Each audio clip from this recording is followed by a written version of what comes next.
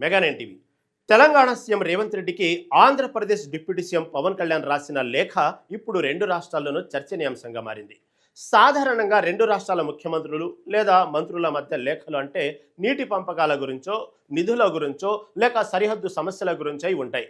కానీ ఇరు రాష్ట్రాల ఆడపిల్లల రక్షణ కోసం, పసిపిల్లలపై జరుగుతున్న దారుణాలను అరికట్టడం కోసం ఒక ఉప ముఖ్యమంత్రి పొరుగు రాష్ట్ర ముఖ్యమంత్రికి లేఖ రాయడం బహుశా దేశ చరిత్రలోనే చాలా అరుదుగా జరుగుతుంది. పవన్ కళ్యాణ్ రేవంత్ రెడ్డికి ఫోక్సో చట్టం పకడ్బందీగా అమలుపై ఈ లేఖలో ప్రధానంగా ప్రస్తావించారు. ముఖ్యంగా షాబాద్లో జరిగిన ఒక దారుణ ఘటనను పవన్ ఈ లేఖలో ప్రత్యేకంగా ప్రస్తావించారు. అసలు ఈ లేఖ రాయాల్సిన అవసరం పవన్కి ఎందుకు వచ్చింది? ఆ లేఖలో పవన్ ప్రస్తావించిన ముఖ్యమైన అంశాలేంటి? Let's watch.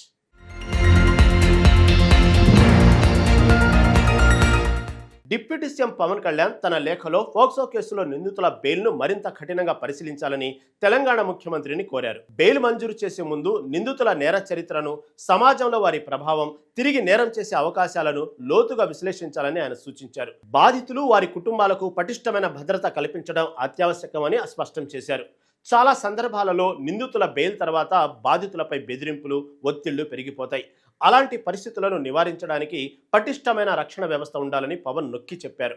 ముఖ్యంగా ఫోక్సో కేసులను దర్యాప్తు చేసే పోలీసు అధికారులకు ప్రత్యేక శిక్షణ తప్పనిసరి అని ఆయన ప్రస్తావించారు.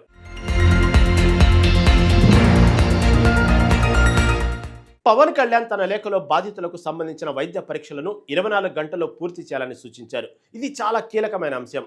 SAFE కిట్ల వినియోగంతో పాటు DNA, FSL నివేదికలను వేగంగా అందుబాటులోకి తీసుకురావడం ద్వారా నేర పరిశోధనను వేగవంతం చేయవచ్చని ఆయన అన్నారు. ఘటనా స్థలాన్ని ఫోటోలు, వీడియోలతో తప్పనిసరిగా నమోదు చేయాలని కూడా పవన్ పేర్కొన్నారు. ఇది సాక్ష్యాలను పటిష్టం చేయడానికి ఎంతగానో ఉపయోగపడుతుందని పేర్కొన్నారు. ఫోక్సో కేసుల్లో దర్యాప్తు ఛార్జిషీటు గడువులోగా పూర్తి కావాలని పవన్ నొక్కి చెప్పారు. సాధారణ కేసులను 60 రోజుల్లో, క్లిష్టమైన కేసులను 90 రోజుల్లో పూర్తి చేసేలా చర్యలు తీసుకోవాలని ముఖ్యమంత్రి రేవంత్ రెడ్డిని కోరారు. పెండింగ్ కేసులను జిల్లా ఎస్పీలు, రేంజ్ ఐజీలు ప్రతి నెల సమీక్షించడం ద్వారా కేసుల పురోగతిని పర్యవేక్షించాలని సూచించారు. ఇది కేవలం సూచనలు కాదు, న్యాయ వ్యవస్థలో సంస్కరణలకు నాంది పలికే అంశాలు. ప్రతి పోక్సో కేసులో బాధితుల రక్షణ ప్రణాళిక తప్పనిసరిగా ఉండాలని, అవసరమైతే పోలీసు పహారా, ఎస్కార్టు సౌకర్యం కల్పించాలని పవన్ డిప్యూటీ సీఎంగా ప్రభుత్వాన్ని కోరారు. బెదిరింపులకు పాల్పడే లేదా నేర చరిత్ర ఉన్న నిందితులపై రౌడీ షీట్లు తెరవాలని పవన్ కళ్యాణ్ తన లేఖలో ప్రత్యేకంగా సూచించారు. ఇది నేరగాళ్లలో భయాన్ని కలిగిస్తుంది, తిరిగి నేరం చేయడానికి వెనుకాడేలా చేస్తుందన్నారు. పోక్సో కేసుల నిర్వహణ కోసం రాష్ట్ర వ్యాప్తంగా ఏకరీతి స్టాండర్డ్ ఆపరేటింగ్ ప్రొసీజర్ అంటే SOPని విడుదల చేయాలని ఆయన కోరారు. ఇది కేసుల నిర్వహణలో పారదర్శకతను, వేగాన్ని పెంచుతుందని చెప్పారు. జిల్లా రేంజు, రాష్ట్ర స్థాయిలో ప్రత్యేక పోక్సో మానిటరింగ్ సెల్స్ ఏర్పాటు చేయాలన్నారు. పోలీసు, ప్రాసిక్యూషను, మహిళా శిశు సంక్షేమ శాఖల మధ్య సంయుక్త సమీక్ష సమావేశాలు నిర్వహించాలని, తద్వారా సమన్వయంతో పనిచేయాలని సూచించారు. మరి పోక్సో కేసులో ప్రాథమిక విచారణ పేరుతో ఆలస్యం చేయకుండా వెంటనే FIR నమోదు చేయాలని పవన్ కళ్యాణ్ లేఖలో స్పష్టం చేశారు. FIR నమోదు ఆలస్యం చేసినా అధికారులపై శాఖపరమైన చర్యలు తీసుకోవాలని కూడా ఆయన డిమాండ్ చేశారు.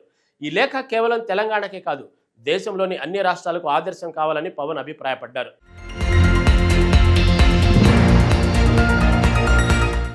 పాఠశాలలు, హాస్టళ్లు, కోచింగ్ సెంటర్లు, ప్రార్థనా మందిరాల్లో పిల్లలపై లైంగిక నేరాల నివారణకు తప్పనిసరి రిపోర్టింగ్ వ్యవస్థను అమలు చేయాలని పవన్ కళ్యాణ్ తన లేఖలో పేర్కొన్నారు. ఇది చాలా ముఖ్యమైన అంశం. పిల్లలపై లైంగిక నేరాలను సాధారణ పరిపాలన అంశంగా కాకుండా అత్యంత ప్రాధాన్యంతో చూడాలని ఆయన స్పష్టం చేశారు.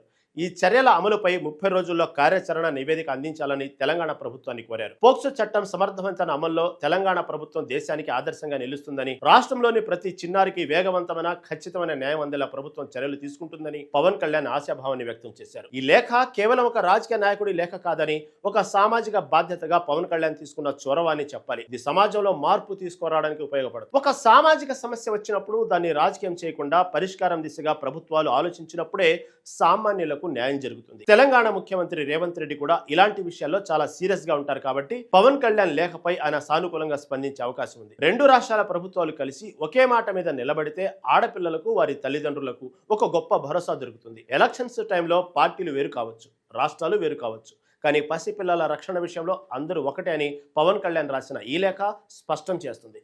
ఈ చొరవ నిజంగా అభినందనీయం.